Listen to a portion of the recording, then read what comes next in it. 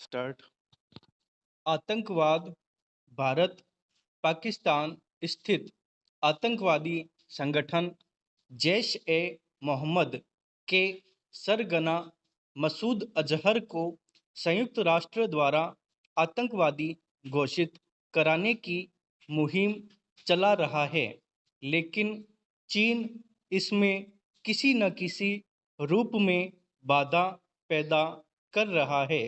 संयुक्त राष्ट्र की सुरक्षा परिषद समिति के 15 सदस्य देश भारत के साथ हैं, लेकिन चीन भारत की इस मुहिम के विरुद्ध है और मसूद अजहर को आतंकवादी घोषित कराने की भारत की मुहिम को मार्च 2016 से विफल करता आ रहा है। चीन खुलेआम मसूद अजहर जैसे खतरनाक आतंकवादी के समर्थन में खड़ा है। ऐसा लगता है कि जब तक चीन स्वयं किसी बड़ी आतंकवादी घटना का शिकार नहीं हो जाता, तब तक वह आतंकवाद को कभी गंभीरता से नहीं लेगा। परमाणु हथियार भारत द्वारा किए गए लंबी दूरी की बैलिस्टिक मिसाइल अग्नि 5 के परीक्षण पर प्रतिक्रिया देते हुए चीन ने पाकिस्तान के मिसाइल कार्यक्रमों को मदद देने का संकेत दिया। चीन के सरकारी मीडिया ग्लोबल टाइम्स के अनुसार, यदि पश्चिमी देश भारत को एक परमाणु ताकत के रूप में स्वीकारते हैं और भारत तथा पाकिस्तान के बीच बढ़ती परमाणु होड़ के प्रति उदासीन रहते हैं, तो चीन चुप नहीं रहेगा। वह जरूरत पड़ने पर सभी परमाणु नियमों का सख्ती से प्रयोग करेगा। एक बेल्ट एक रोड परियोजना यह चीन की एक महत्वाकांक्षी परियोजना है, जिसमें वह पश्चिमी एशिया के देशों के साथ व्यापार बढ़ाने की कोशिश कर रहा है। इस सड़क के बन जाने से सभी देश आपस में जुड़ जाएंगे और माल का आयात निर्यात करना सुविधाजनक हो जाएगा। इससे चीन का दबदबा भी बढ़ जाएगा, क्योंकि चीन का केंद्रित व्यापार बढ़ने से उसकी कूटनीतिक जीत होगी। इस सड़क के बनने का व्यय लगभग 900 बिलियन डॉलर होगा। चीन पाकिस्तान इकोनॉमिक कॉरिडोर भी इसी परियोजना का एक हिस्सा है।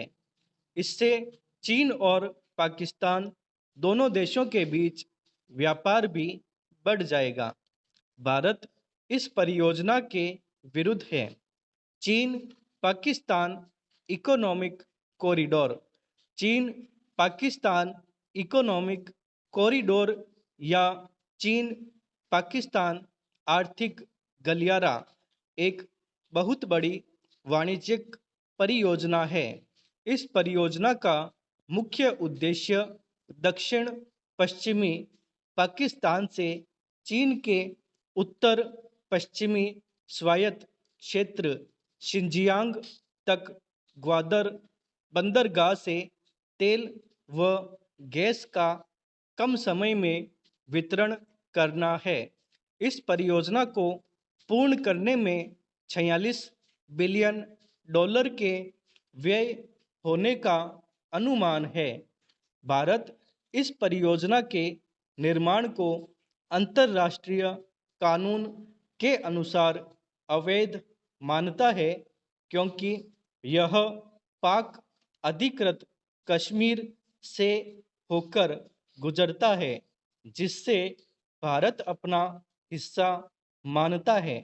अतः चीन की इस कूटनीतिक परियोजना को भारत संप्रभुता और क्षेत्रीयता का उल्लंघन मानता है।